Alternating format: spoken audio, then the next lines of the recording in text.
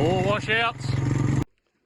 G'day, Martin here. So you would have seen over the last week we've had a lot of rain.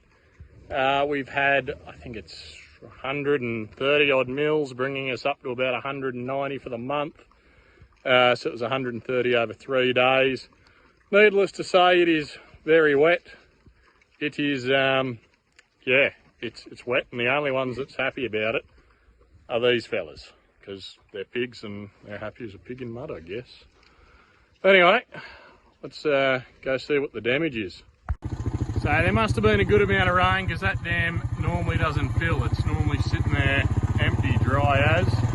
So I guess we'll see if this one lasts more than a week or two. But yeah, we'll have to see what damage we can find. So you got plenty of weeds, paddocks that we were meant to get on and get sown. We haven't done that. Then obviously we got washouts. Nice, deep, long washouts, and we're not short of them either.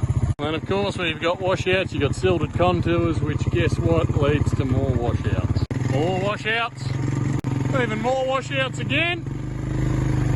At least the wheat looks all right, still up there, still standing. Ignore the big patch of rocks. It's, yeah, at least we didn't get any hail or anything like that.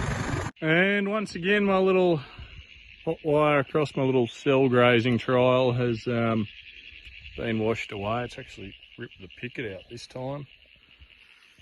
Yeah, that floodgate at the other end though, that big one from last time, at least it's still standing, is just a power of feed down here. Like, I know all the ryegrass is up in head and they are thistles, but you know, other than that, there's vetch, there's a bit of arrowleaf clover there, some white clover up behind it. Just an absolute power of feed down here, and that creek just must have gone belting through.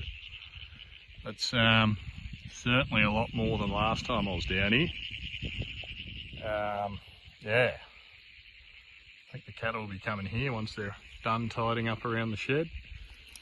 And anyway, that's that wire back up. Be right for another 7 days until the next rain event. Keep cracking on. Right, so I end up getting bored of looking at washouts and flood damage and wondering what I'm going to do about them. And came back here to put the top bearing back in that auger. So it's nearly done. Just need to put the spout and the cover back on it, but we've got the hurry up from the home to get back there. So we won't do that, but see what I mean? I just want those cattle to clean up all this grass around here before they go back down the paddock. But yeah, they're struggling to keep on top of this, which is fairly impressive. So yeah, anyway, give them another week here and just see what happens, and then maybe move them back down the back, and from there they can yeah, hang around there until they're all carved out, and we'll go from there. Anyway, yeah, so other than that, I'm starting to see a pretty good case for some cover cropping, just to try and stop that erosion from these bloody wet winters.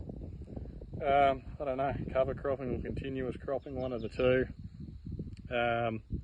Yeah, I don't know how you'd work the ladder with the rotation, but I guess with the former, if you just, you know, you could probably double my carrying capacity at least if I just kept something in pasture all the time. But what that pasture would be to stop it tying up a whole heap of nitrogen and forcing me to buy urea at 1,200, 1,400, 1,600 bucks a tonne, whatever it is today, I don't know. So yeah, anyway, thoughts to, yeah, sleep on. Until next time, keep at it.